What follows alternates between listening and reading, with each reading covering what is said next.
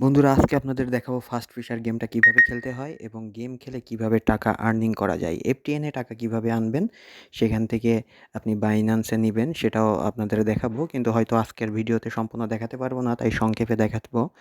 আর যদি কারোর লিঙ্ক প্রয়োজন হয় তাহলে আমাকে নক দিবেন, আমি তাকে পার্সোনালিভাবে লিঙ্কটা দিয়ে দিব।